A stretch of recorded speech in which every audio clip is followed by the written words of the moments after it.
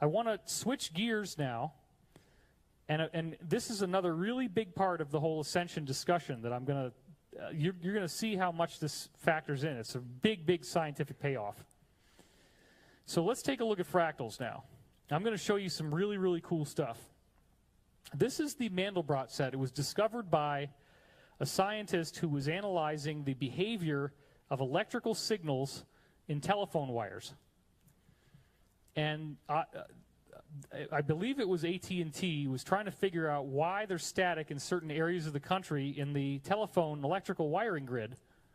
And he plotted out where the faults were and did it over a huge, huge area. And when he put all that data together, he got this graph. So that has to do somehow with where the static is going and why does it build up in certain places. Then he's walking down the hall where he's working at MIT, and he looks in the window of another room, and on the chalkboard is the same illustration. But in this case, it has to do with the fluctuation between rabbit and fox populations. The rabbits eat the foxes eat the rabbits. Well, no, that's not true. The rabbits don't eat foxes. So it's been a long frickin' weekend, you guys. Wow. Going into a trance state now. Anyway, you know what fractals are. Let's just zoom into that sucker. So there's self-similarity at all levels. This one is fairly good, but this next image that I found is really good. Check this out. So this is some kind of function that just iterates and iterates and iterates. And notice the same image, like right there, boom, there's another one. You zoom in more and more and more, and no matter how far in you go, you keep seeing the same structures, the same patterns repeating again and again and again.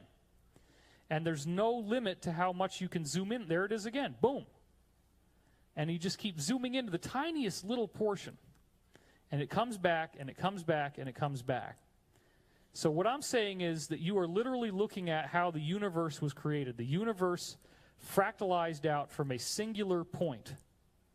And as you look at this and you see how far fractals can go, it actually starts to make sense that the whole entire universe could be built under a system like this. So what is the original fractal? What is the original form? What is the Mandelbrot set when we look at the universe? Well, one of the keys that helps us is that you can fractalize geometry as well. So we're looking at the example right now with star shapes. And when I trigger this animation, you can see that, in fact, you can fractal out stars. So geometry can do the same thing.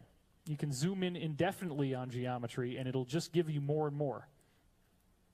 So this is my argument, and if you've been following my work, and everybody here has, or at least most of you have, then you know that the sacred geometry has been a big, big part of this. And what I like to obsess on is these 5 forms. The tetrahedron, which if you look up now, there's 4 lights on the wall here, which happen to be tetrahedron lights. So that's really cool. That's one of the things I really like about lecturing in this room. It always kind of reminds me of that. The octahedron, the cube, the icosahedron, and the dodecahedron. Now, these are all fractals of each other. And another way to say that is that they all nest inside of each other. Each one of them grows out of one of the others. And they all grow out of each other. So I'll show you how this works. And it doesn't require any science. It's just a visual that you can see. You can fit a cube and a dodec together. So you got this 5-sided geometry that's light green, and then you got the 8-sided geometry, or the 4-sided per face, with the cube there. So each cube, if you look at the top, you see it looks like a little rooftop, like a little house. You just put a rooftop on each of the faces of the cube, and you're done. You got a dodec, just like that. So now we're going to look at, you can see now how those 2 shapes, cube and dodecahedron, 2 of the 5, they fit together so beautifully. The tetrahedron fits beautifully inside the cube. And here's how that works. Notice that there's no overlap. All you're doing is you're taking 4 of the 8 corners of the cube and connecting the dots together diagonally across the cube face. and you get that tetrahedron, just like we see it in the chandeliers here. And then you can put two of them together, and that makes the Merkaba. And we're going to talk a lot about this in a minute, because this is actually the key to understanding the universe. The Merkaba is everything. Then we can take the octahedron and fit it inside the tetrahedron beautifully by just connecting the dots like we see right here. So that Merkaba has the octahedron inside of it. And then, last but not least, this is the really tricky one, the hardest one to see, is how the icosahedron fits inside the octahedron. This is where you got to kind of do something strange. You can't just bisect the middle now. You got to do it off to the side. So you see now how there's an equilateral triangle on each of the 8 sides of the octahedron, but you'll notice that we're making now this kind of funny triangle inside each face that's sort of offset by what looks like maybe 30 degrees. And you make those offset triangles on each face and then connect the dots, and inside you get this octahedron. So notice also, you can see it here, and you could also see it in the previous illustration, that the geometry tilts. It's like a rotational vortex type of movement. There's a tilt angle on the icosahedron compared to the octa. It goes whoop and goes off to the side. Here's another visualization of it, another way that we can see this. The icosahedron inside the octahedron. So then again, here's that little weird triangle that I said is offset. And the funny part is that you get this classic ratio. And you all are so cool, I don't even need to say it. It's the Fibonacci. Doorways, megalithic.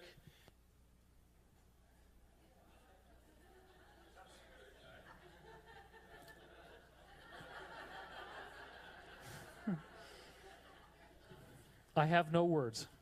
Apparently, no words. I guess these wireless mics broadcast really well, but since I'm not wireless, we can just mute that wireless mic on the mixing board, and hopefully that will solve the problem, because we're getting interference from somebody else's wireless mic. I think that's what it is, which shows the energy is really good out here. It's broadcasting over quite a long distance. So look, all it is you take the length of the entire side, that's a 1. You take the length of where the sacred cut is, right? And that's a 0.618. That's your Fibonacci, your golden mean. So all of these things that are the regulation of life and growth and development, it's written right into the geometry itself, which that, to me, just really trips me out and is very, very cool. Okay. Now, last but not least, the dodec and the icosahedron, that's an easy one. Because really, it's just flipping it inside out. You can see it very clearly how well they fit together. There's a pentagonal theme in both. And it works, and it fits, meshes very, very nicely. And we see, in this illustration, just another example of the same thing. So all of them nest together, and they're all fractal, right? So think about this. You can take that same principle of fractals and zooming through things and show how you could zoom through this just by expanding them. Like if you expand the amount of energy that they have, the size that they have, you pump them up, and they twist, and as the lines continue changing, you can ratchet one shape into another. And that's a very, very important point. And here's where it gets even more trippy. All you have to do is use spheres. You take individual spheres that are all the same size, and then you start putting them together, and that's called close packing. So this whole science of close packed spheres, how many spheres can you fit together as tightly as possible? What you're seeing here is the Merkaba made of close packed spheres. All the same geometry I was showing you, it's just a function of spheres. There's another Merkaba made out of spheres. Here's the octahedron made out of spheres, and here's another example. And then what we have is the octahedron with the cube around it, again, all made out of spheres. You add more spheres, and then you get this. Now you got your icosahedron, dodecahedron, and you can invert it. So this actually shows that the universe is building, this is my interpretation, is the universe is building little spheres of energy. And those little spheres packed together, they're attracted to each other. and they form this geometry, and this is the basis of all reality. It fractalizes out. So this comes to us now, this idea that the universe could be built from this stuff is a great scientific, it's part of a great scientific breakthrough that, in my view, changes everything that we thought we knew. And you've heard me say this before, I'm sure, by now. If not, this is going to blow your doors off. But it had to be mentioned. And you're going to hear some new things about it that I discovered only at the last talk. So only if you saw the last talk will this be familiar to you. That was the one I did at Conscious Life Expo. If you haven't seen it, this is going to rock your world. It did for me. So this came out in 2013, and I had basically what you could call a geekgasm when I read this. I start running. I literally wanted to unbuckle my seatbelt as we're climbing in altitude in an airplane and run up and down the aisles, screaming with joy. It all makes sense. It all makes sense. Which probably would have made me learn really quickly where the federal air marshal who's packing a concealed weapon was. And I would be zip-tied, and I would have a very painful flight. And then I'd be all known as the conspiracy theorist who went crazy on the airplane.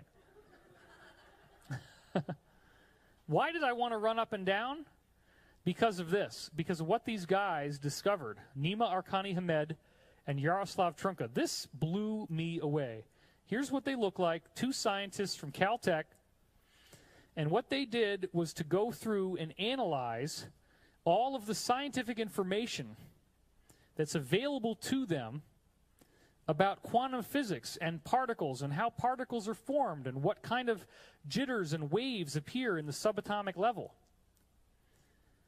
And scientists have spent so much time analyzing just how two little particles interact with each other. You shoot this particle out of this gun, you shoot this particle out of this gun. Do they come together? Do they fall apart? And how do they interact? And it creates a little squiggly pattern. And there are 90-page long equations for each squiggle. Those are called the Feynman diagrams. And I was on stage with the physicist Nassim Haramein at one point, and he confirmed that the Feynman diagrams are the bane of all physicists. It's just horrible. So if you got to do 90 pages of calculations for each one of these squiggles, and there's thousands of them, you could lose your frickin' mind trying to make sense out of this stuff. But these guys discovered that you can take all of those different diagrams for each squiggle and solve all of them with a single pattern, a single geometric form. Solves all those squiggles beautifully, perfectly, and elegantly. How does this work?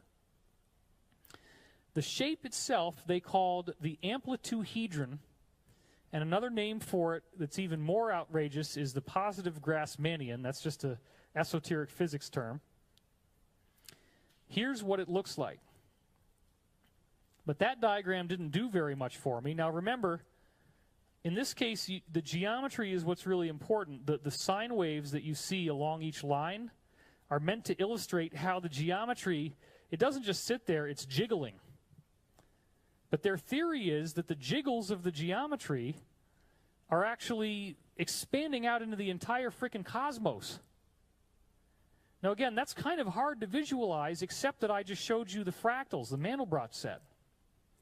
And I showed you how you can zoom in on that sucker, and no matter how far you go, you keep seeing more and more and more. So this one little guy is jiggling, and it expands and expands and expands and becomes all the stars, all the galaxies, all the planets, and all the life in the entire frickin' universe, moment by moment. But the only thing that really exists is this little shape. That's really frickin' trippy. And so here's the actual diagram of the underlying geometry that is wiggling and making the whole universe. Now, Sir Roger Penrose in the 1970s got pretty close.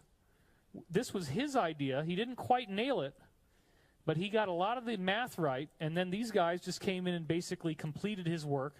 And it actually was a simpler geometric pattern than what Penrose thought it was. It's basically 4 tetrahedrons stuck together, just like these tetrahedrons on the wall. We got 4 on the wall. You could take these down, fit them together, and make that shape. That's all it is. Now, what did I see? Right away, I said, whoa, this is why I wanted to run up and down the aisles. That's just part of the Merkaba. And you fit the whole thing together and you get this. Really? We got to get some air conditioning in here. People are getting crazy.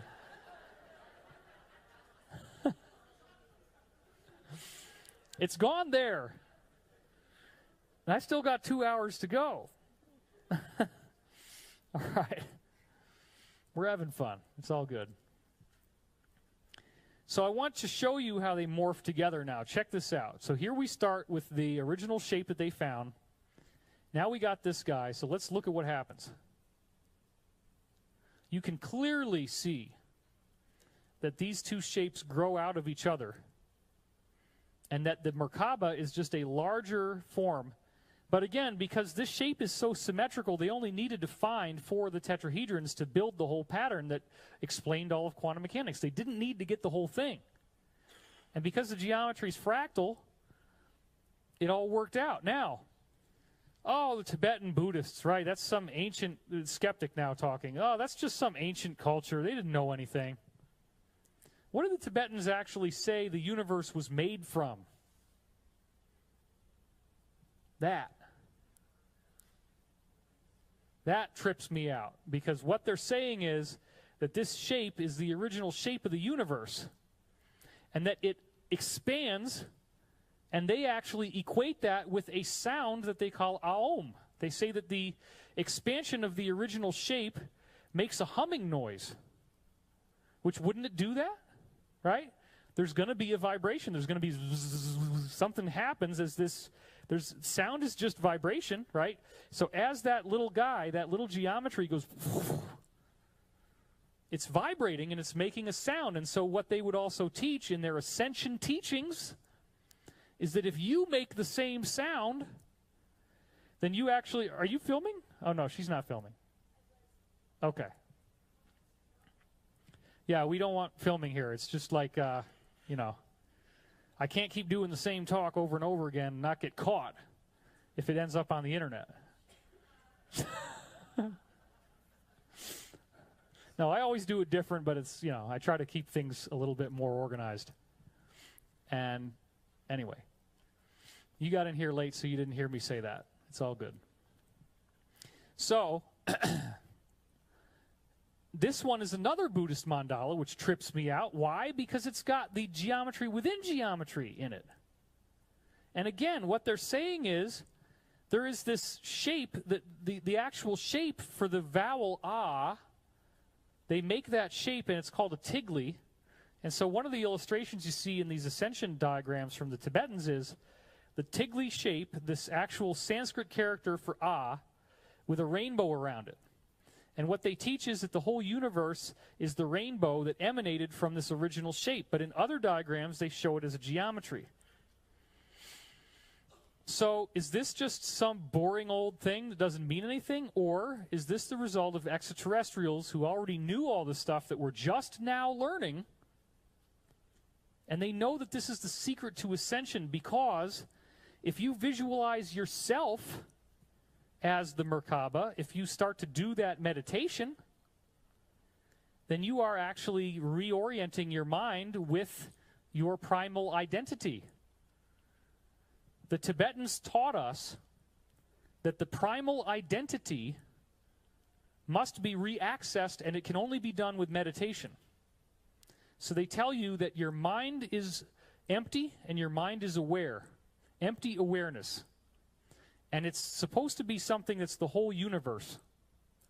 So they would teach you, as I said, if you saw my talk in the amphitheater, they would teach you to meditate on like a big, gorgeous mountain view. And imagine that you're projecting your awareness into that view so that your mind now engulfs the entire area that you're looking at. This is why these guys that ascended were in the Himalayas, because they would do this practice as they looked at mountains. It's why I live in the mountains. Same thing. I deliberately do that, even though it takes me frickin' 20 minutes to drive to any type of civilization. It's worth it. Pretty soon I'll be levitating into civilization. So, awareness that is empty. That's what you get when you get in touch with this geometry. They teach you to recognize in meditation that you are the awareness of the universe, that awareness is you. And then you acquire what in the Law of One is called personality transparency. Now here's where it gets controversial. The Masonic symbol, the square and compass, oh, wait a minute. It's the same geometry. The seed of the universe. The G means God or geometry. The compass is what you use to draw circles, and the square is what you use to draw straight edges. That's the equipment that you would use to draw the geometry. So this does appear to have come to them from extraterrestrials who already knew what the heck this thing was. Now, unless you saw the talk that I gave on Monday night at Conscious Life Expo, this should be new to you. Was anybody here for the Monday night Conscious Life Expo? I know you were. Anybody else? How many? Okay, not too many. You were there. I remember that. Okay. This is awesome. You guys are going to be excited for this because you're all big fans of this stuff. You've watched everything, read everything. I saw this. It totally tripped me out. What I realized was that these guys who are academically studying this geometric pattern, they never really saw what it was. And it thundered in on my head after I'd done a talk on Saturday at Conscious Life Expo. So there's only like 5 of you in the room who saw that I made this connection. I realized that the geometry of the original thing is a photon, which is so important, right? Because what did I just say about photons? I said that DNA attracts them, that the photon carries the genetic code, and that the photons can actually make DNA molecules out of water. And the photons can rewrite sick tissue into healthy tissue. The photons are the life force that's sucked out of you if somebody is an energy vampire. So this photon, when we hear these ancient esoteric traditions, what do they always say? In the beginning there was the light. The light was the first thing that was created. So this now, we got to look at it as not just some ancient thing, but it's extraterrestrial download. Because their scientists already figured all this stuff out. Now we got to redo the work. So what is that geometry? It's a photon. How do we prove this? We go back to this guy, Dr. Max Planck, who actually studied quantum level and came up with the infamous Planck's constant. And I swear to God, this is the only equation you're going to hear in the talk, except for the ones that were flying at you at the beginning. That's it. So Max Planck's big discovery was that energy is quantized. Energy travels in individual packets. Now, we're going to see that those packets are ultimately the geometry I just showed you. And I'm going to prove that to you. The size of the packets, and the packets, of course, are photons. That's part of the science. So all energy is made of photons. The photons are individual. Up until then, they didn't know if it was a steady stream or if it was individual bursts. Now we know light is a series of individual bursts that are packets. But as you pump them up and you put more energy into them as they're released, they will get larger. And so there's a proportion, there's a set amount of how much they get larger depending on how much energy you pump in. And this suggests that there is a consistent structure underlying the expansion. And this creates a ratio or a constant.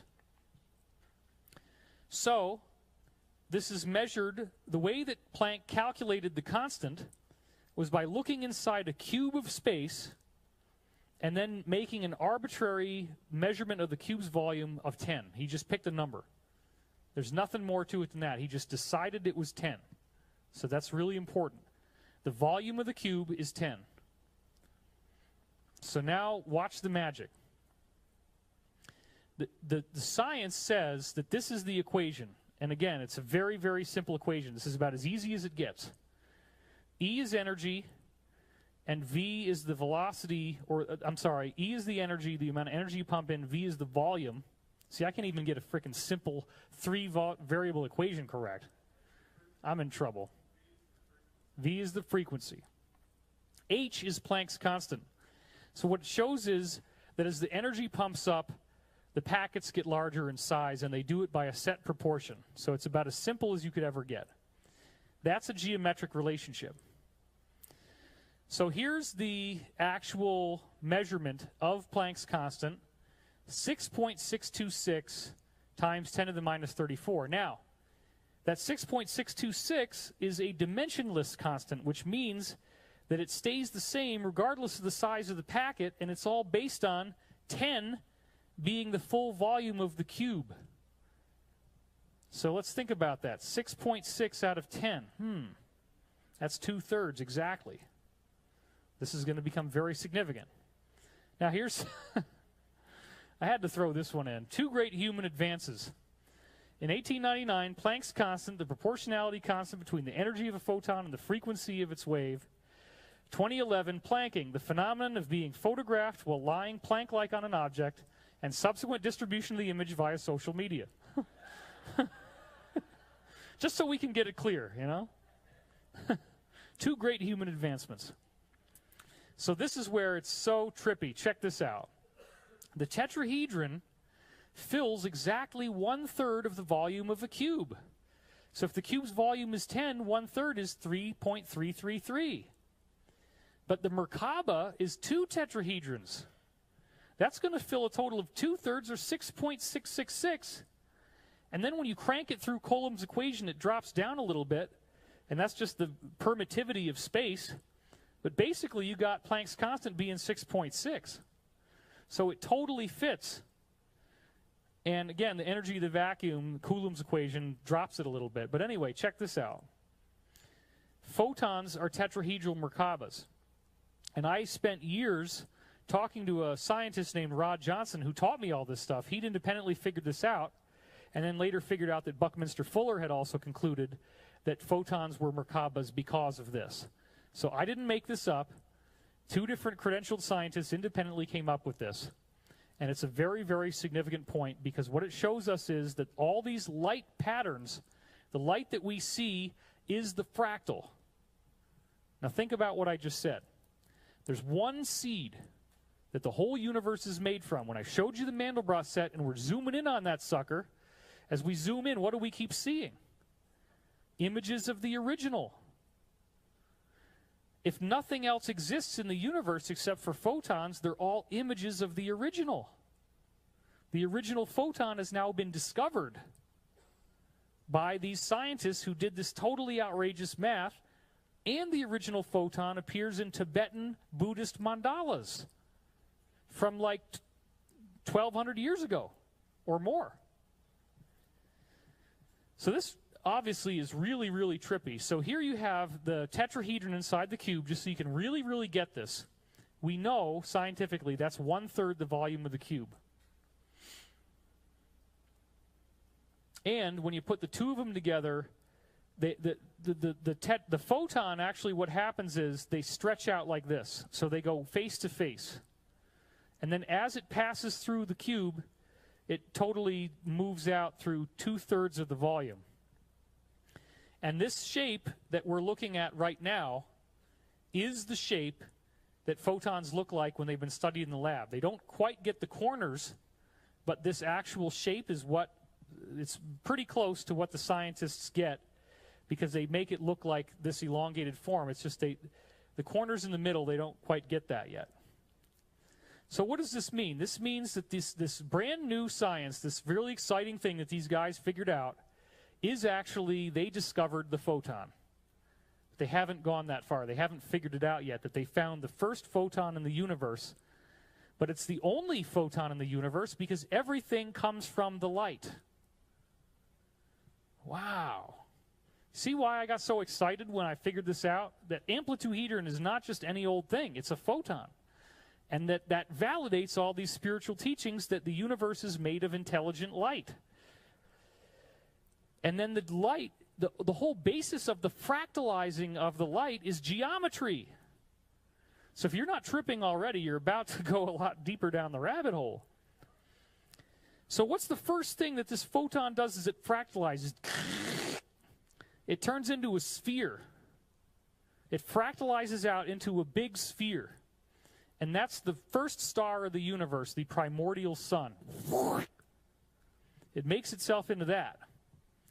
Then that first star starts to bud off smaller stars and those planets eventually become stars. And eventually it buds and buds and buds and fractalizes out into a super galaxy.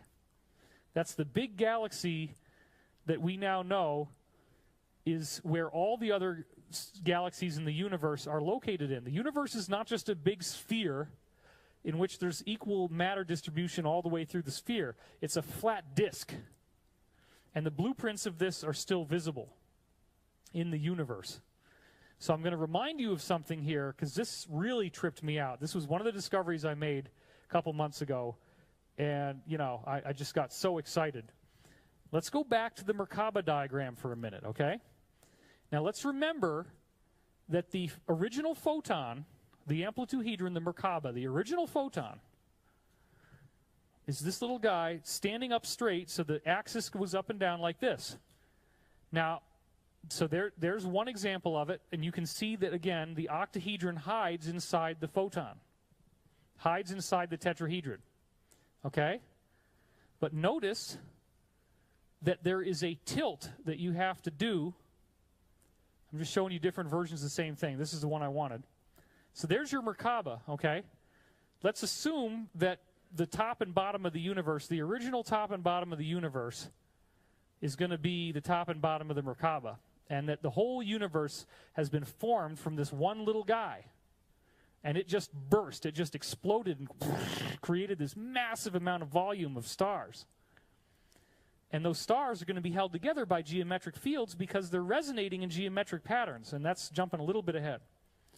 But I want you to check this out first. Now imagine, if you can, that this guy is just bursting out. It's just expanding at an incredible rate of speed. And as it does so, it's shooting off dust because it's creating stuff. Now check out this octahedron here, and imagine that this octahedron is also expanding and creating dust and belching out dust at the same time that the octahedron, that the Merkaba, is forming the whole universe. So notice the tilt. Notice the tilt angle. I was so excited when I saw this. Why? Because the universe has an octahedron-shaped dust pattern at the far edges. The dust of that shape is still out there in this so-called supergalaxy. So there's the supergalaxy. Now, you don't really see anything yet. But this is where all the galaxies are in the middle. It's a big flat disk. We only see it from the side because we don't have the ability to go up there where we can look down on it. But we know that it's a big galaxy. But then you got all this extra dust that kind of blew off around it on the top and the bottom. This is the entire universe. This is a map of the visible. I'm sorry if I didn't make that clear. Got 179 IQ points blowing around in my head like a fucking popcorn popper. Okay? Try to keep up with me if you can.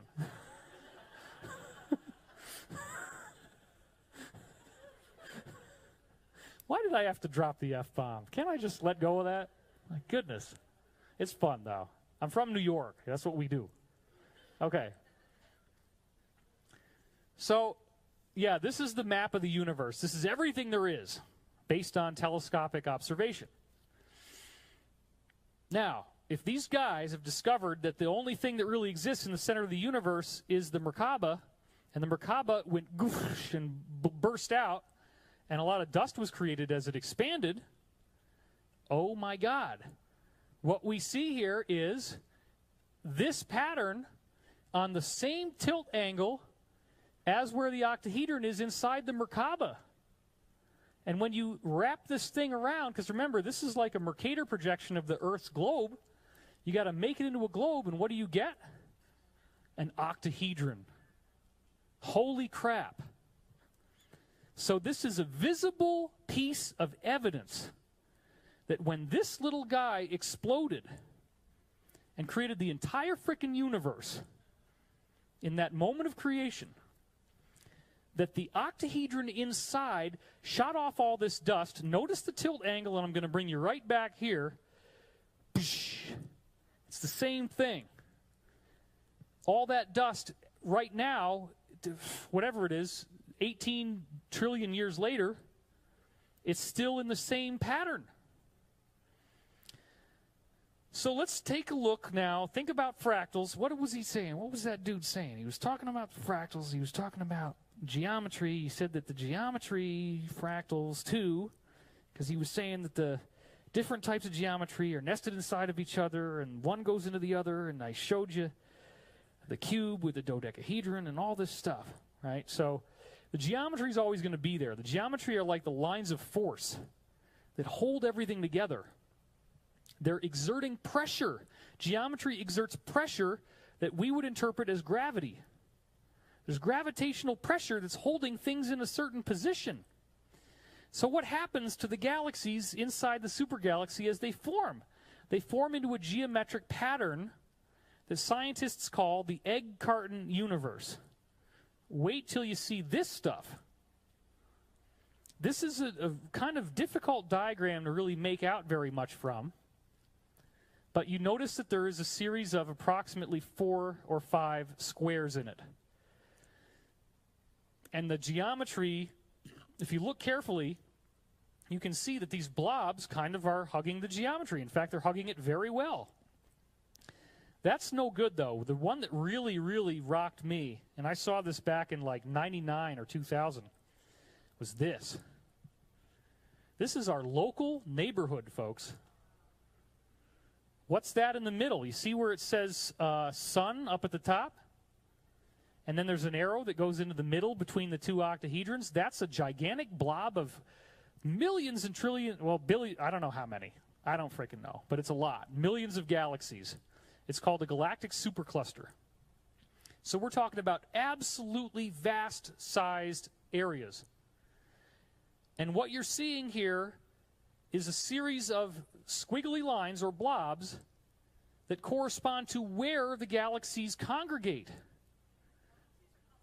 These are galaxies. I'm talking about gigantic amounts of millions of galaxies for each blob.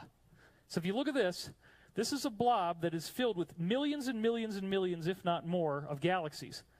And they line up. They look at the corners, right? Look at the top, the bottom, each of the corners of each octahedron. There's a blob with all these galaxies hanging out there. And notice that along the lines, especially in the middle, that there's galaxies that form along the lines. So this is showing you that the universe has fractalized out of that original photon. I don't know anybody else that's ever put this together besides me, which is pretty freaking cool. Thank you.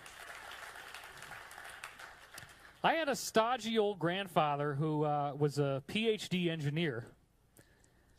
And long before I'd even made it this far, I was telling him some of my physics breakthroughs, and he said, "Well, David, if what you find out is actually true, then it's worthy of a Nobel Prize." And that was like the best compliment he ever paid me in my life, because he was not into any of the stuff that I'm doing at all. But, you know, you're not going to get a Nobel Prize for this stuff, because it integrates too many things, and they don't want this to break out into the mainstream, right? They want to keep this occult. They don't want you to know this stuff. So then the other thing that's weird is that it actually stacks up 3 high throughout the universe. For some weird reason, the super galaxy is made of stacks of octahedrons that go 3 high, and then the one that we're in is at the bottom. We're in the middle. So here's a map of what the 3 high octahedrons look like when you see them in larger groups, and because there's tons of these that make up the super galaxy, that's why they call it the egg carton universe. Okay? Because in the areas between where the geometry is, those are called voids. There are no galaxies because it's all vibrating, and the vibration is geometric. So the galaxies can only form where the vibration allows them to go. Now, the circle makers, we had Patty Greer on the panel last night talking about crop circles, right?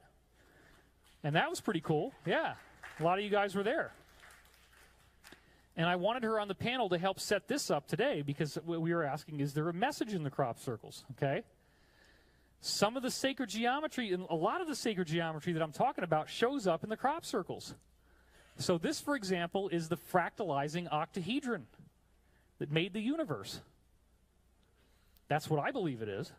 It's showing how it's fractalizing out. And then I remember at one point, I'm trying to think about the idea of all these octahedrons forming a big giant galaxy, and what would that actually look like? And I'm thinking, I want to draw this. I want to commission an artist to draw the super galaxy made out of octahedrons. And I'm trying to visualize this in my head, and I'm thinking about it, and it didn't even take 30 seconds. And I went, oh my God, there's a crop circle that already drew it. Right there. How the hell did that thing form in a bunch of wheat? Oh yeah, it's an army of hedgehogs running round and round. Two drunk chaps named Doug and Dave came over with a few pints in the bellies and got a funny cap, a string, and a board. Starting to turn into Monty Python now, right? This is an X-parrot. That's an inside joke if you know Monty Python. I can still fight you, honestly. Huh? Oh, my God. Now I want to downshift. I want to downshift to galaxies and again blow your mind. And this is another thing that I've been holding on to that I've only publicly released starting at the last expo. I didn't know when I was going to release this, but the time became right. So, what we usually see for a galaxy diagram is this idealized version of the Milky Way. This is not real. This is a fabrication based on existing kind of how it looks and very elaborate art, but notice that it's very spiraling. It's very circular. And then, of course, it says there, all the stars you can see in the sky fit into that tiny little red circle at the bottom. So all the rest is outside of our visible range. That's how big this thing is. Well, is there any proof? Is there any really tangible, undeniable, obvious, smack you in the face with a 2x4 plank kind of proof, bang, that shows that there's something going on with certain galaxies, at least, if not all of them, and I believe it's all of them, in which geometry is controlling them, that they're actually geometric, so that resonance of that original photon is actually affecting them. What you're about to see is a nebula. Now, a nebula is sort of like a galaxy. It's an emitter or a cloud of gas. And the gas is very colorful. Well, wait a minute. What about this nebula right here? Does this look normal to you? It's going to turn. Bang. That is HD 44179. And you can see there is an emitter in the middle. And the gases, the dust that's coming out, are precisely organized into a geometric pattern. And remember, this is not flat.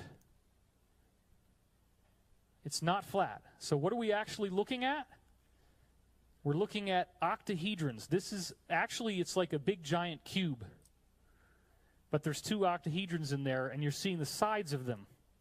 So those octahedral energy fields actually are exerting pressure, gravitational pressure. There is a cubical or octahedron gravity field that is containing that dust in a structure, just like it contains, the gravity contains those galaxies in the egg carton structure, the super galaxies. There's another one. Now, if you only found one of these, it's crazy enough, but they found two of them so far. That's just the ones I've been able to see. This, again, would be a cube in space. It is not flat. Now I want to go through and show you some galaxies, and when you start looking at the way they actually look, you realize, wait a freaking minute. We have been lied to. There's a very intrinsic aspect of science that is being overlooked. So let's check out M61. You don't have to look at that very long, or just if you want to cheat, go and look at the top left in the headline. galactic hexagon. You take a look at that and tell me that you don't see that there's a hexagon hanging out in the middle, that there is some kind of geometry that is holding those galactic spiral arms in place in a shape pattern, a geometric pattern. Nobody, hardly anybody has ever talked about this, and even this galactic hexagon article only used M61. They didn't realize that it was actually working on many, many other galaxies. Another one that is amazing is NGC 1232. Look at that. You see pentagons. So galaxies are not curving. And you can see geometry within geometry. If you look carefully, you can see it's not just one level. It goes in, it ratchets in. Now let's turn this, first of all, we're going to flip it over to the other side, like that. Then we're going to tilt it 90 degrees clockwise, and we get this. Now this is an X-ray diagram, and this is very, very important. Most of the time, when the astronomers really want to know what a galaxy looks like, they have to use this type of shape, this type of illustration. What are we seeing? If you go back to the previous illustration for a moment, let me do that. A lot of what you're seeing here is not stars. You're seeing reflected light that's coming off of dust. So you don't actually get to see visually where all the stars are. The light can glow brightly enough that the actual locations, the positions of the stars, can get screwed up. The glow is kind of overshadowing that stuff. So you need to see an X-ray diagram in order to find the geometry. Well, check this out. All you got to do is start drawing some lines in here, and you can very easily see the pentagonal geometry. So let me back it up again, just so now you know what I'm showing you. You can exactly see where that sucker was as it comes back in. And there's others as well that are easily seeable. So this is kind of unfortunate, but what it means is that this type of X-ray diagram, this boring black and white diagram, is what we need to look at in order to actually find the geometry of the galaxies. If you don't see it this way, the photograph alone is not going to show it to you. So the images that I'm pulling from now are from this, which is called the Revised Shapley-Ames Catalog. And it just goes through all the different types of galaxies that are out there. Now this is a very nice, organized collection of all the different types of galaxies that are out there. And I went through all of them one by one. I looked at every single picture on this website. And I found that approximately 85 to 90% of them had geometric features. And the others were just kind of too indistinct to really make it out, but that doesn't mean it's not there. If 85 to 90% of them show geometry, and I'm only going to show you some of the best, then we have a new law of nature that nobody is telling us about. So here's NGC 3646. The visible light photo shows a very clear hexagonal pattern there, but when you look at it in the X-ray, it's even more obvious. You can see a sharp, straight line. You can see the hexagon. And that one, where they tighten it up even more into the blue range of the X-rays, they break it down into spectrums as well. You can see it even more. And there's the dust configuration. The dust actually shows it in this case very nicely as well. And there's many, many, many, many galaxies that I can do this with, but because we only have 3 hours, I'm not going to do a whole lot of them. If you haven't already figured this out, if you've seen my stuff before, all of this science that I'm showing you can be explained by what they call cymatics. Cymatics is the study by Dr. Hans Jenny, that's how you pronounce that name, even though it looks like Jenny, the J is silent, it's like a Y. So Dr. Hans Jenny studied a drop of water, and he put particles in the water, and it's normally going to just look like milk. There's nothing distinct in the water. Now, when he vibrated the water at certain pure sound frequencies, oh my God. Now, most of you guys have already seen this, so I'm not getting the orgasmic gasping that I normally would expect to have. Okay. Don't actually do it. That was only a joke.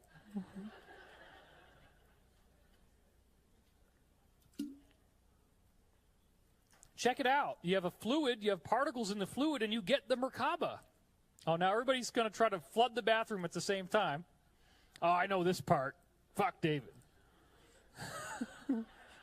I got to piss, dude. Hey, look, it's not my fault. They made me have a 3-hour talk, and I can't have the time to have a break in the middle, so there you go. We're just going to blaze on through this thing. So, let's keep going.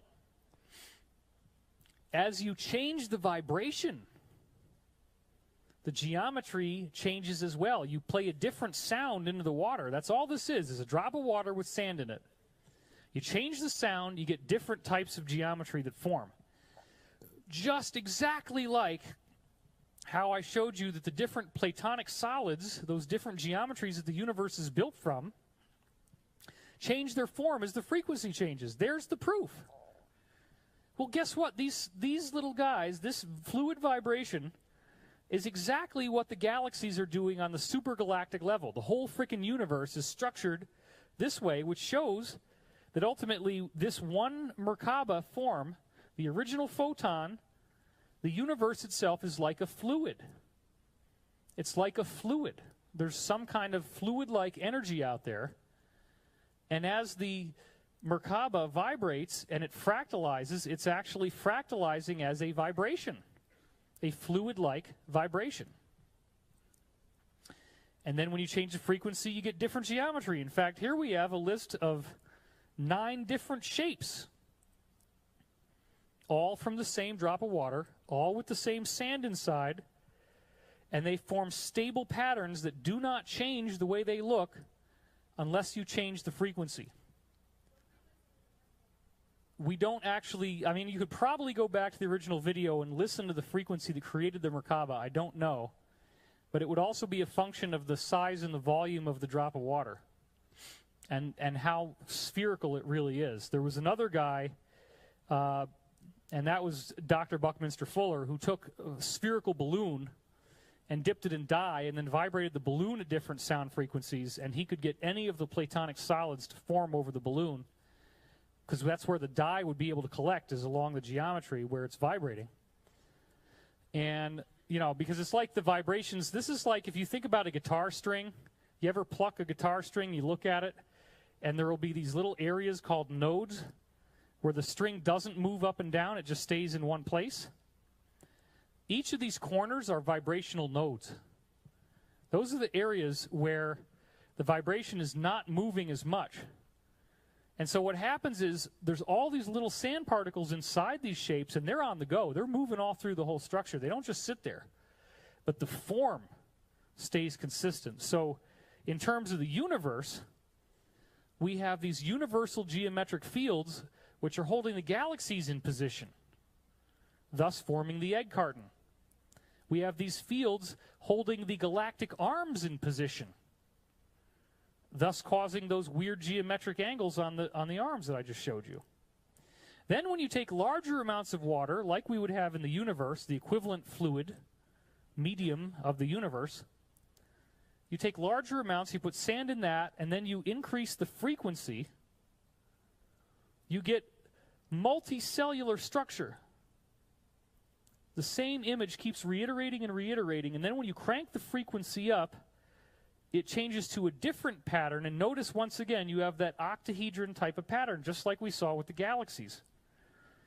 So this is essentially now advanced egghead physics that proves that the universe is a vibration of light that also has a sound quality. It's really amazing, because think about what this could mean if all the atoms on Earth are at one frequency now. What happens if the frequency increases?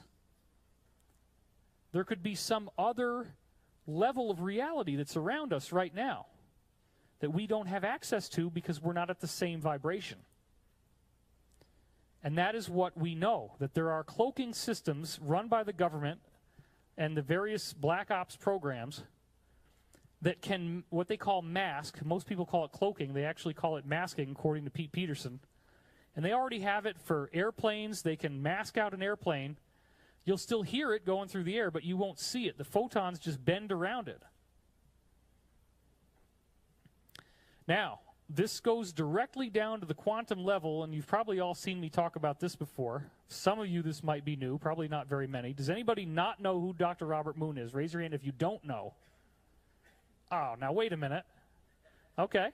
That means you haven't all watched every episode of the show. That's good. This is in some of the older episodes. I'm glad that you don't know this already. That makes me feel good. Okay. So now I get to do my Dr. Robert Moon jokes.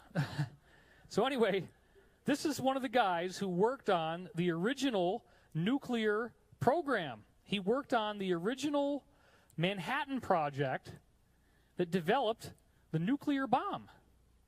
So he certainly has credibility as a scientist. And he looks pretty freaking paranoid in this photo.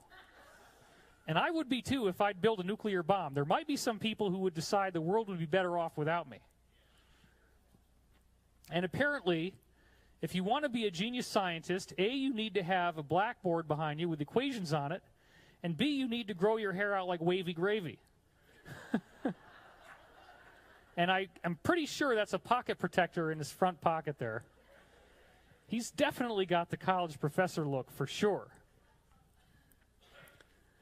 Now, Dr. Robert Moon had come across to us as the scientist who developed the nuclear bomb, but then he had this tremendous scientific insight in 1987. And we are now getting some very, very much needed ventilation in the room. So give them a big round of applause, everybody. We've been freaking dying in here. This is awesome. The actual exterior temperature is better than the air conditioning. Go figure. On a day that was only like 115 degrees. All right. So, genius scientist who figured out how to make a nuclear bomb. In order to do that, you got to play around with subatomic particles. That means you got to understand how subatomic particles work. That means that he understands all of these different quantum laws about how atoms and molecules work and how they fit together and what do they do and what are the weird, strange laws.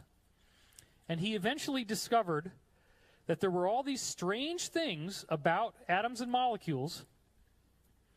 There is also like a fire exit door back here. I don't know if you guys want to jack that one open as well. But maybe I'll get more dogs coming in. I'm not really sure at this point. They'll be very happy to be here. We'll see if they have anything intelligent to say. The people are taking back the power, folks. This is where it's happening, right here. So what he found out in 1987 was that there's all these weird little things about atoms that most of us don't even know. There's laws about how the atomic nucleus fits together. So that atomic nucleus is the key.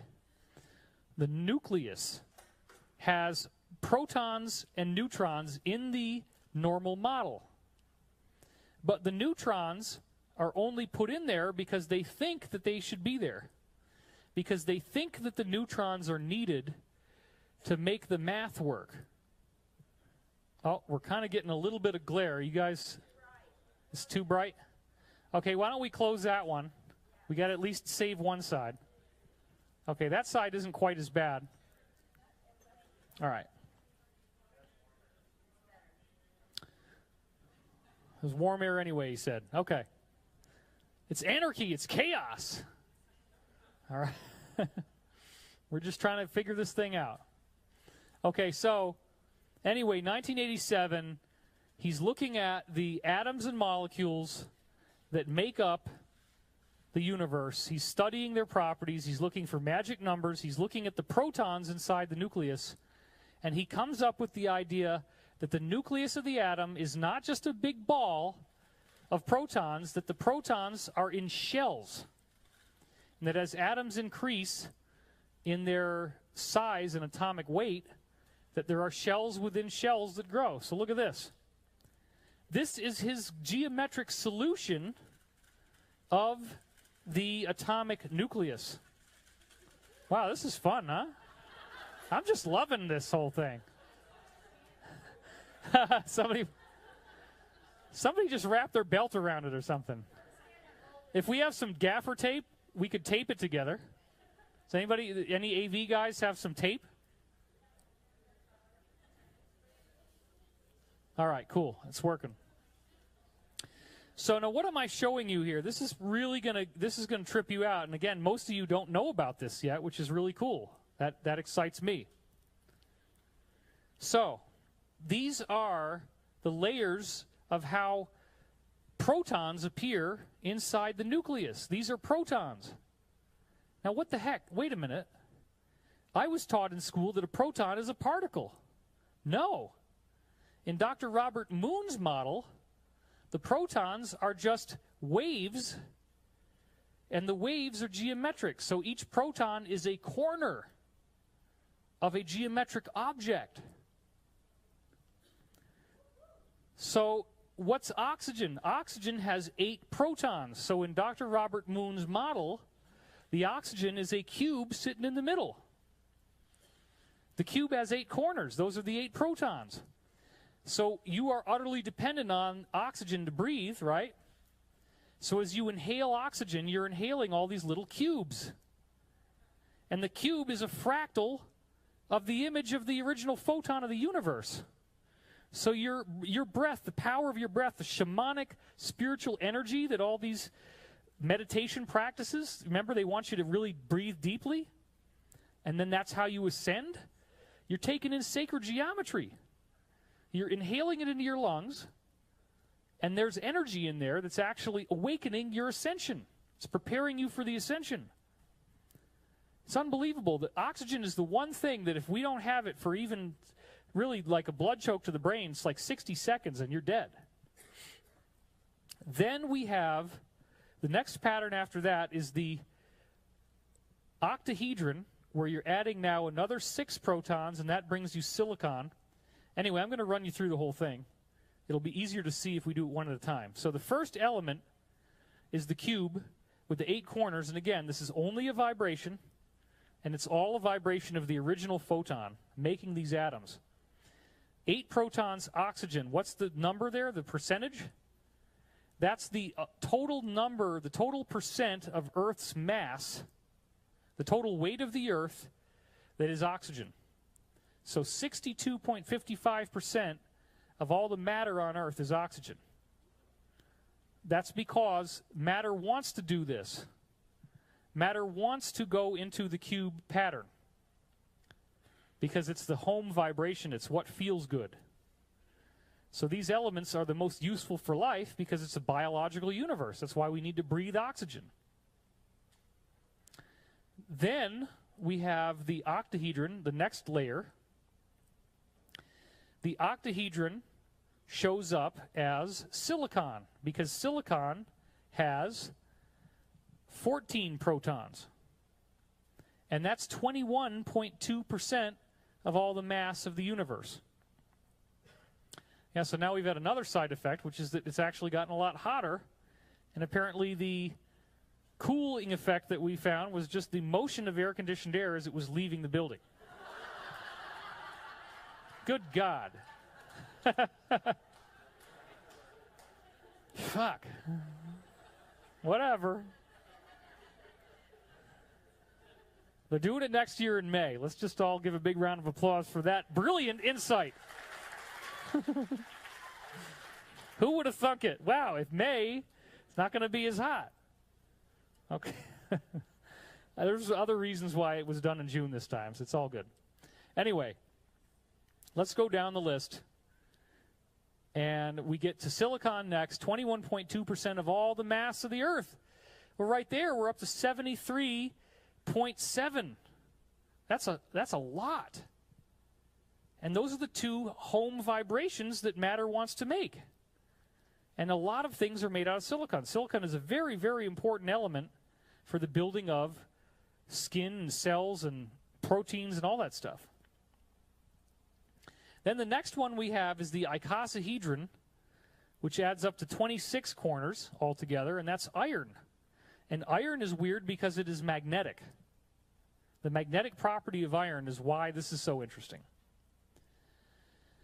So then, that's the icosahedron we see around the outside, 1.2% of the mass. It's magnetic.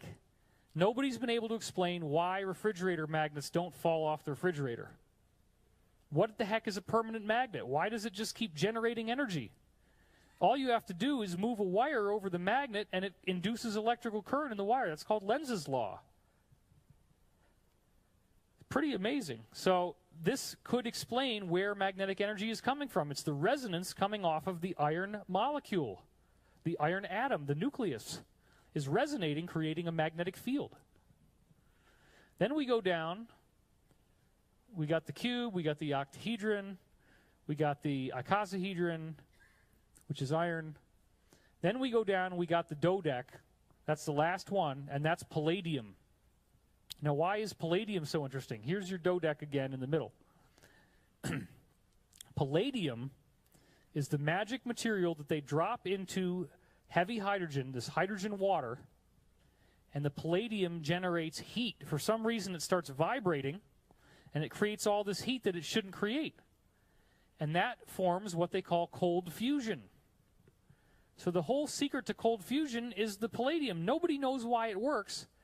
But with Dr. Robert Moon's discoveries from 1987, before they discovered cold fusion, we now have the scientific rationale for why it works, which is that guy, that dodeck, is resonating. The hydrogen is banging off of it, it's creating all this energy. So this explains all these really cool things. Now, is there any real practical proof that Dr. Robert Moon was right? Yes. I got all excited because IBM went down with this very advanced technology, and they were able to scan out a single molecule. They were able to see what it looks like at the molecular level. And guess what it looks like? Unfrickin' believable. You can actually see the Merkaba. You can actually see the energy flow. You can see the hexagonal geometric containment pattern. It fits together so beautifully. So what we're dealing with here is a vibration that's actually making matter fit together a certain way. Now, we also have microclusters. This is another one of these weird things that we didn't understand how it worked until this quantum science comes along. This is 459 gold atoms on the left and 561 gold atoms on the right. What they were doing in these microcluster studies is they shoot atoms out of a gun, one at a time. The atoms then bundle together in certain patterns. But they always make certain magical shapes, which are geometric. They preferentially do this. They prefer to form geometry. Now, science has no explanation for this. But this is a map now of the actual different patterns that the geometry takes when you have a cluster of about 460 gold atoms hanging out. So it doesn't stay the same shape. It's constantly kind of moving because, remember, it's in a sea of energy. And there's waves in the ocean. There's waves in the sea. So as those waves move through, you notice that the shape is changing, but that the underlying geometry is always there. And that's actual real scanning electron microscope photographs. So this is all fine and good for dead matter. As in our conventional scientific view, we say, oh, the matter is dead. It's not really alive, right? So water would be following this. But what about living material? What about DNA? Well, DNA also has geometry and how those molecules fit together remarkably well. First of all, you get these hexagon-shaped chains and you get these pentagon-shaped chains. Nobody really understands why that's happening. Sacred geometry, the vibration of the original photon, the light that created the universe, the same mathematical patterns are in your DNA. She's writing everything down as I go. She's all excited about it. The rest of us are like, wow, I don't know about the heat in here. We're just trying to figure this thing out. Okay, so this guy, Dr. Mark White, looked at the DNA and figured out how the structure actually fits together. And I saw this diagram, I didn't really get it. I saw this diagram, I didn't really get it. But what you're supposed to be seeing is the dodecahedron, which is there on the left. And his discovery was that the double helix actually wraps around the geometry, meaning that the geometry ultimately is attracting those molecules that make DNA. The geometry is all there is. Well, that didn't do me any good until I saw this. This is a diagram that shows you a stack of dodecahedrons like a totem pole, and then you take the actual double helix of the DNA. It's like you got those old-fashioned pipe cleaners that you used to make little toys out of, right? Well, I'm from the 70s. I mean, it was cool back then. Trust me, if you're like freaking texting on your phone, millennial, you don't know what the hell I'm talking about. Anyway, you wrap the pipe cleaners around your little totem pole of dodecs, and the exact phase angle of the double helix is where the geometry tells those molecules to go. So the only thing that's really here is this vibration, this stack of dodecahedrons vibration, which are part of a larger structure. So the larger structure is also geometric, but these are the fractals. These are the tinier fractals. And remember, if you go inside here and you look at the deeper layers of vibration, all the other shapes will fit in there. The shapes of the other atoms and molecules. Remember, they're all interconnected, right? So this is like a geometric gravitational vortex. It's pulling, it's pulling gravitational energies pulling in. Well, what did I just say at the beginning of the talk happens to light when it's around DNA? It gets gravitationally sucked in. Is this starting to make sense to you now? Are you starting to get this thing? It's the same gravity. Honestly. That gives me a water break. I'm just going to take a water break here. It's the same gravitational force, a geometric gravitational force that pushes those atoms together when they're shot out one at a time and making those microclusters that I just showed you. It's the same gravitational force that's actually cohering matter into these protons in the nucleus that are geometric, like the oxygen, which is the cube, the silicon, et cetera, et cetera. It's the same stuff, the same forces that are holding galaxies together into super galaxies and are taking galactic arms and making them geometric. Same force, this gravitational attraction in a geometric pattern, pulls all the atoms together and arranges them into DNA. So this is how DNA is formed out of non-living material. This is why the universe will make life wherever water is found. So then we advance forward to a very, very significant discovery, which is that watery planets are all over the frickin' universe. And this is a major, major part of my new book. The universe is teeming with Earth-like planets. We discovered this in 2013. This is Drake, and the Drake equation is what all the people hired by the television shows that are supposed to debunk UFOs. He made this calculation, which you see on this chalkboard behind him, in which he said, well, there's only 2.25 civilizations in the galaxy. Well, what the heck is a 0.25 civilization? But everybody thought, oh, man, he did it. He scientifically proved there's no life in the universe. Well, NASA's changed its tune, and I first found out about it in this article, the Fermi Paradox, quoting from this scientific paper, which actually tells us now the full implications of it are that there could be as many as 40 billion Earth-like planets just in our galaxy. 40 billion. If we took every person on Earth and gave them a ship that could go to anywhere in the galaxy and said, go look for planets that we could live on, dude. And if you have 7 billion people on Earth, and they're all adults now, you'd need, like, each person would have to go to 6 different Earth-like planets to even see them all. It's just, What do you do with that kind of stuff? So when we see this awesome percentage of Earth-like planets here, I just was pointing your attention now to the bottom. It says they surveyed 42,000 sun-like stars for the dimmings that occur when a planet crosses in front. We found 603 planets, 10 of which are Earth-size and orbit in the habitable zone. That means that there's a total of 22% of sun-like stars orbiting that have Earth-sized planets around them. The nearest planet may be only 12 light years away. Whew. So now think about all the laws that I've been telling you, and think about how, whoops, I wanted to go back to that for a minute. Think about all the science that I've showed you and how these geometric laws are not intrinsic to the Earth. They're intrinsic to the universe.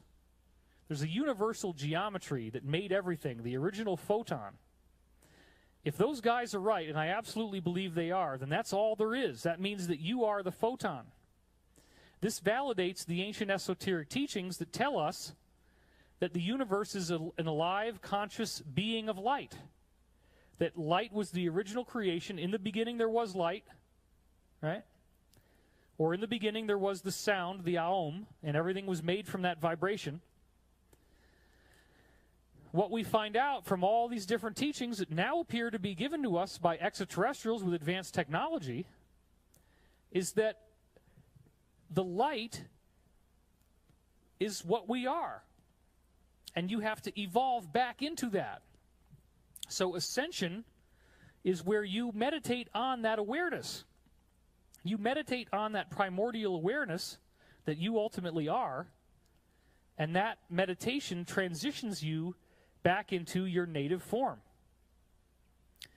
So there's some other really cool stuff that I wanted to show you that now takes all this science and applies it directly to ascension and evolution. So we can prove that mass evolution is already happening, that we are already changing, we are already having these genetic rewrites that are implied by the science I said before. Kanchazin is one of the scientists who I was really into, and you've heard me talk about him if you've read my books.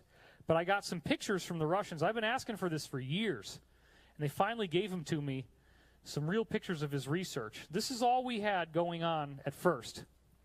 This diagram was kind of hard to understand, but the idea was that he built some kind of a large room that was in the shape of a dodecahedron, right? Well, that's interesting. Dodecahedron, there it is. And then each corner, each face of the dodecahedron has a funnel coming out of it, which is those triangles that are measured by number 2. The funnels then have copper pipes that route over into another room, which is number 5. And then in this astonishingly precise scientific diagram, number 4 is a duck. Well, not so precise. Now what he's doing is number 3 is a microwave generator. It's not enough to kill the duck, but it's enough to jazz up his DNA. The duck's DNA is getting jazzed up. It's creating these photons that are released by the microwaves. The photons are then getting, some of them are getting routed through the pipes into room number 5, in which you now have a pregnant chicken with eggs in her womb. Now, thank God I finally was able to get us this. You're only the second audience ever to have seen this. This is the actual illustration, an actual photograph of the scientist Kanchazin with this gigantic geodesic shape. It's not quite a dodecahedron as I'm now seeing because there's hexagons on those side faces, but it's close. And then inside there, he puts the duck in the microwave generator, and he zaps the duck, redirects the beam over into this little container over here, and he has these eggs, and he's taken the chicken out of there for a while, but the chicken is now normally going to be sitting on the eggs so they don't die, or perhaps he's just incubating them, but I think the chicken, I don't know if the chicken's in there or not, actually. It looks like the chicken is not, so maybe he just keeps them warm. So the eggs get a genetic rewrite from this DNA zapping. So what happens is their features change. So here's what a duck looks like. A duck has an elongated beak and webbing between its toes. Here's what chickens look like. The chicken has a shorter beak and is naked toes. Now, this just so happens to be an image I pulled up on Google of ducks and chickens. This is just a chicken that adopted ducks. Okay? That's not what came out of the eggs. What we got was this, so-called duck hens. Now, for some reason, this guy chopped off legs from other duck hens, and stuck it above the other ones. I couldn't figure out for the longest time, why the hell are there two severed legs just hanging out above the other chicken? But then, so what he was trying to show was that chickens are not supposed to have webbing between their feet, but these duck hens actually do. And you can see it right there. So here's the findings that were discovered. He took a total of 500 different eggs. He could only do a little pile of them at each time. 500 different eggs were zapped. Of those 500 eggs, 480 of them actually hatched. That's pretty good. 80% of what came out had a flat duck-shaped head, not like a chicken. 90% had a shift in where the eye was located on the face, more to where a duck would be, and 25% had webbing appear between the toes. So notice on the duck's head that the eye is high and far back on the skull, and that there's an elongated beak and webbing. And the chicken's eye is kind of in the middle of the skull, and it has a short beak and no webbing. So this is a total transformation into these little guys. And then now, more recently, I found this picture of which he pickled one of the ducks. Now, here's the really cool thing. I got a message, and I don't know what to do with this yet. I'm just going to be honest with you. I got a message from a Russian colleague. I'm not going to say his name, just for security. But he writes me a lot of stuff. And I'm in the process of buying some technology from these guys. In fact, I already paid for it. Now I got to pay for shipping, and I haven't paid for the shipping yet. So I'm going to be doing that. Hopefully, I got to just write the guy back. I've just been really, really busy. Anyway, he wrote me an email yesterday and said that Conchizen is prepared to cook us up some more duck hens in his little box, and we can then DNA test their DNA. And would we sponsor that research in some way or get that research done? And I'm just saying it out to you now, so if anybody has an idea of how we could get DNA testing done on this duck DNA.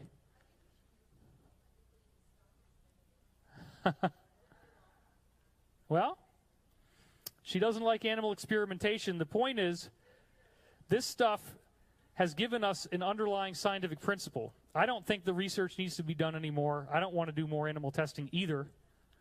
We already know. I mean, look, you can see right here what was done. On a much more benevolent level, doesn't mess with animals, he took corn and wheat and mixed it together. And what do you think that's going to look like?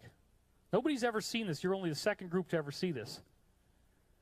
You see the kind of the shape of the ear of corn, but then it's got the little tassels of wheat coming off of it. It's a morph between the two forms. And here he is. You can see now that they have the kind of stalks that corn would have, but then they also have wheat-like seed heads on top of them. So his other discovery was that he could make rooms in the shape of eggs out of metal, and that people staying inside them, their health would dramatically increase. And this mirrors many other studies, torsion field type studies. So there he is inside the egg-shaped room, and those plants all grow much better. And, you know, considering what this guy is doing with animals and stuff, maybe he might have messed around with that dog a little bit. No, I'm just joking. But, buddy, stay away from the turkey, all right? We don't want... No more. Just let him go. And there he is with his little pickled duck hen in the jar. So if you've ever wondered what the heck is going on with a duck-billed platypus, here's my theory. A few ducks were hanging out, and there were some moles nearby. Maybe some alcohol was involved. Who the heck knows? Or maybe they just got struck by lightning, but somehow their DNA fused together. This thing doesn't make any sense. It's not a bird, but it's got a bird beak. It's a frickin' freak. This thing doesn't make any sense at all. And it's got these weird poisonous spines on its feet. It's just very bizarre. That's all proof of this. Now, Dr. Garyaev, the same scientist who I was talking to you about before, showed that you could actually transform one species completely into another with no genetic freaks whatsoever. And this is the laser that I actually have already bought. I paid $1,500 for one of these lasers that you see right here. I haven't got it mailed to me yet. But I'm going to be able to do any of these type of tests if I wanted to, and there's other things you can do with it. Like, for example, they took the DNA from the great-granddaughter of a grandmother who's lost all of her teeth. They energized that DNA with one of these lasers, and it's got a certain kind of special vibrational signature that goes on it. And when you energize that DNA with the laser, for some reason, it stimulates the people backwards in the family tree. So if you have children, you can energize their DNA, and Grandma actually regrew 4 molars in the back of her mouth. Isn't that crazy? Now, they didn't get the whole mouth, and unfortunately, Garyaev, who you see right here, was fired from his job at a mainstream Russian hospital after he did that research, because they said, that's impossible, you're crazy. So I actually was given an offer to buy one of these at half price. They're normally $3,000. I bought it for $1,500. And, you know, I don't have any children, but there's certainly ways that we could try to find people who do. And if they're missing some teeth, you know, we'll just see what happens. We'll have some fun with this thing. I don't know what else to do with it yet. I'm going to figure it out. But apparently it does lots of different healing stuff. If you have some good genetic DNA and you energize it with the laser, you can reactivate that DNA vibrationally. It's like you're rewinding the vibrational clock. And it has this very interesting healing effect. Another one of the things that he did is to take eggs that were naturally laid by a frog and then zap that laser that I just purchased through eggs laid by a salamander. The beaming into the frog eggs created a complete metamorphosis.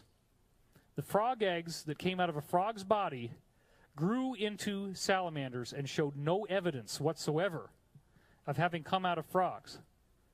Now, yes, it's a creepy thing to be zapping lasers and doing this stuff, but the important point that I hope you don't miss is that this is exactly what is happening to us. This is part of the genetic aspect of ascension. This is the ascension process. So one of the studies that I found that shows us this was published in Mail Online, Daily Mail. This is May 31st, 2012.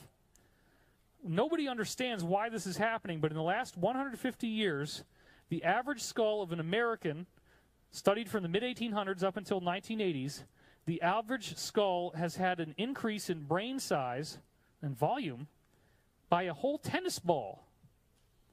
That's a total of 1,500 skulls that were surveyed. The faces are becoming longer and narrower. It's quite incredible. Quite incredible. This was another study that jerked my chain because it was published in June 2012. Source field had already come out by this point, and I argued that DNA was a universal, just like I've argued to you here. They didn't ever mention my book. They just talked about this without ever giving credit to the source of where it came from. That's very common. These things happen all the time. But the point is, they're putting out the idea that DNA is some sort of universal wave, which I've just now proven to you in this talk. So now we have this anthropologist from University of Wisconsin, Dr. John Hawkes, who's DNA testing mummies and looking at their evolutionary rate, which he calls positive selection. And in these studies, he found that human evolution has sped up 100 times faster in the last 5,000 years. So whatever we are doing in our part of the galaxy, it appears that we're moving into some new energy that's actually jacking up our DNA and changing it into something else, just like these genetic tests prove that can be done. The last 40,000 years have been a time of supercharged evolutionary change. And his ultimate discovery was that if you DNA test Neanderthal DNA and compare it to somebody from 5,000 years ago, The DNA of the Neanderthal is closer to that DNA from 3000 BC than it is to us. To put it in a simple language, our DNA has evolved by 7%. It's changed by 7% in the last 5,000 years. That's a gigantic amount of change. Totally unprecedented. So here is one study, one newspaper publication that shows this evolution taking place from the Daily Galaxy. Here's another one from the BBC. Human evolution is speeding up. And we have the Flynn effect that's showing that our IQ is going up. So there's an average increase of 3 IQ points per decade for over 100 years. Over 20 different countries, it's all doing the same thing. This is unbelievable. The increase is most striking for the tests that measure our ability to recognize abstract, non-verbal patterns. That means it's not about literacy. It's not about reading magazines and newspapers. It's about symbolic, creative, intuition thinking. How do you explain all this stuff? The skull is getting larger. The DNA is changed by 7%. The IQ is going up. It shows that we are evolving. And that genetic model, that idea that you can zap the salamander energy into frog eggs and transform them into salamanders, actually shows up in the fossil record as well. Let's look at this. This is an actual diagram built by 2 scientists, Dr. James Raup and Dr. David Sepkoski. This is from the most exhaustive collection of fossil data ever found and put together. 3,300 different genres of life in the oceans, going all the way back, as you can see on the bottom right, 250 million years ago. Now, what are we actually looking at here? The height of the graph is how many new species appear on Earth that we've never seen before.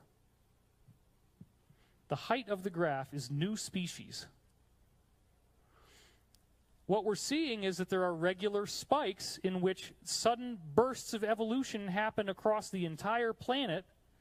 A massive number of species completely evolve into something new, and it's happening in a regular cycle that they estimated to be somewhere between 25 to 26 million years.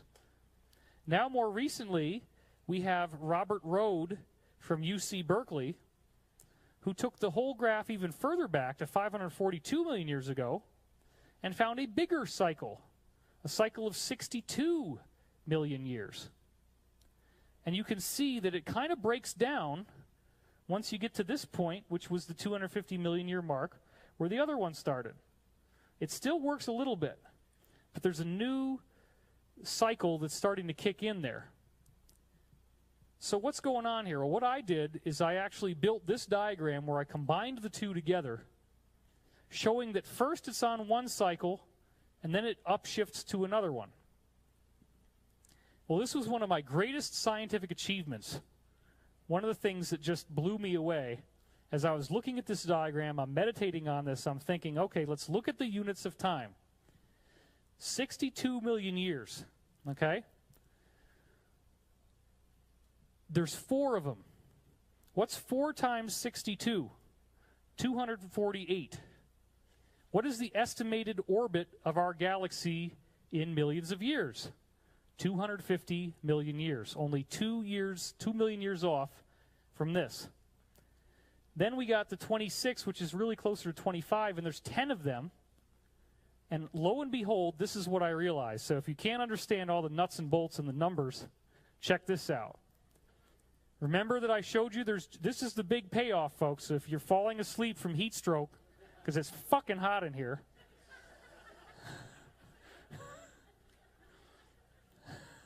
Okay? I'm up there on the stage. You got to remember, I'm like about to freaking pass out. I think I'm doing really well under the circumstances. Thank you. And remember, I'm wearing a dress shirt. I'm not even wearing my normal linen. Oh, take it off. Yeah, that's great. That ain't going to happen. Remember I said before, this is so exciting to me, that there's geometric energy that's bending galactic arms in straight lines. And what I'm now proposing to you is that that geometry is sitting there in one place, and as the galaxy spins, it's actually moving through the geometry as the geometry sits still. So just imagine the geometry is sitting there, it doesn't move, and then as the stars go through it, they are being bent by the geometry. So they're going to make a turn that's like a 60-degree turn. They're going to go this way, and then and they go off that way because the gravitational current directs them that way. What happens when they hit one of the nodes, one of the corners of the geometry? What happens to the life on the planets of the stars in those galaxies, based on what, or the stars in that galaxy? Well, that's the diagram that we were just looking at. These are the corners of the geometry, folks. So as we hit those geometric points, they are information dense.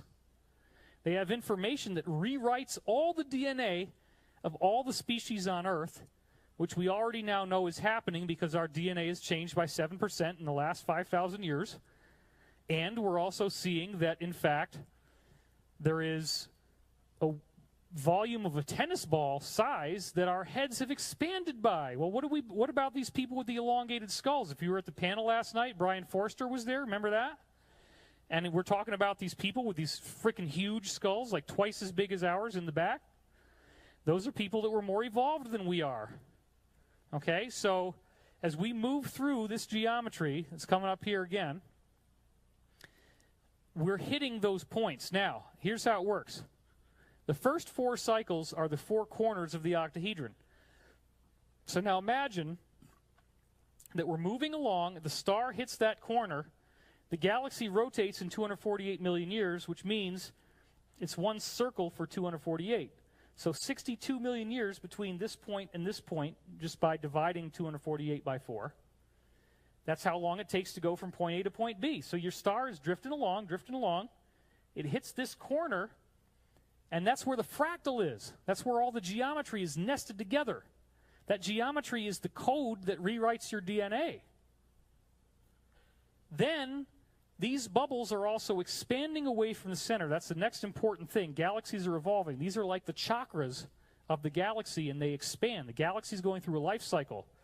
Eventually, it widens out and becomes a ring galaxy, and it pushes all the stars out to the edge. And then at that point, it actually implodes on itself, and that's when the galaxy is complete and everyone inside the galaxy has ascended. That's how this actually seems to be working. So that's a lot to take in, huh? It's like, see, this shit, it's like easy for me. Y'all are like, say what? I'll try it again. Let's say that one more time. So imagine now that these geometries are inside bubbles, okay? So the octahedron is one, and then the icosahedron is in another bubble. What's that? Oh, put some cold water. Thanks, bro. That way the speaker doesn't pass out. But it's interesting, you know, the psychedelic experience of having so much heat. It's like a sweat lodge. The Wilcock sweat lodge. Okay. So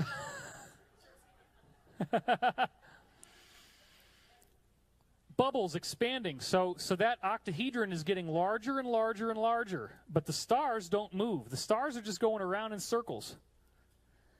Ultimately, they're going to get pushed away once it all expands, but that takes a long time. This is just how the remote viewing and the scientific deductions that I've come up with explain this. And I actually made this diagram in order to illustrate it because no such diagram existed. So these bubbles are expanding away from the center, so we are moving through, we first move through the octahedron. We go through one cycle of the galaxy. We hit all 4 corners. Oh, I thank you. Passing on the torch. Okay, this is going to saturate me completely, but hey, it's awesome. Thank you. All right, so the bubbles here are expanding, and then look at the icosahedron, and remember that there are 12 corners on the icosahedron. So we have the top and bottom, 1 and 2, and then we have a total of 1 pentagon on the top and 1 pentagon on the bottom, which you can actually see. So here's the 1 pentagon on the top, and here's the 1 pentagon on the bottom, right? So there's 5 up here and 5 down here. Now these form currents that exert force in a north-south direction because these are controlled by magnetic fields. The magnetic fields have field lines similar to what you see if you put iron filings on a piece of paper and you hold a magnet underneath it. Those are called lines of force or field lines. Awesome. Now I got cold water in there. I'm upping my game here, thanks to y'all's help. Awesome.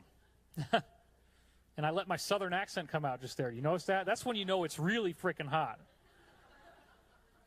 I grew up in New York, and I only lived in the South for 8 years, but every now and then it just pokes out. Okay, so magnetic lines of force, as we go along through the ecliptic plane, we're crossing over these ley lines, these magnetic ley lines, and they carry the information vibration, the code, from those points. So this is why, once again, we didn't want that yet. This is why, once again, let's go back to the one that doesn't have the starburst in it. We see here these lines where it says 26 million year, that should actually be 25. Those lines represent the points of the geometry. Each of those corners of that icosahedron creates a magnetic field line. It's a wall that we hit as the galaxy is rotating. The 62 million year cycle is a lot easier to see because you got 1, 2, 3, 4 lines that we hit before that shape expands away and is no longer the main one influencing it. But the point is, those lines, each line represents one of those geometric node points, and it has conscious, living, divine information in it. Divine information that creates ascension. Now think about, again, the sheer number of habitable watery Earths that would be in a given galaxy. We now know it's 40 billion, right? Do you think that this system only is working on Earth? No. Every single star in that galaxy is moving through that geometry, causing the arms to bend in straight lines, as I showed you in those pictures. And when you hit the corner, when you then make a 60-degree or 90-degree turn like you do here, you're going through this information-dense area that reprograms your DNA. So the universe itself is designed to create an inevitable ascension mechanism. You have to keep moving through if you're going to stay on that planet, and if you don't stay on the planet and you haven't gotten ready to ascend yet, you have to go somewhere else.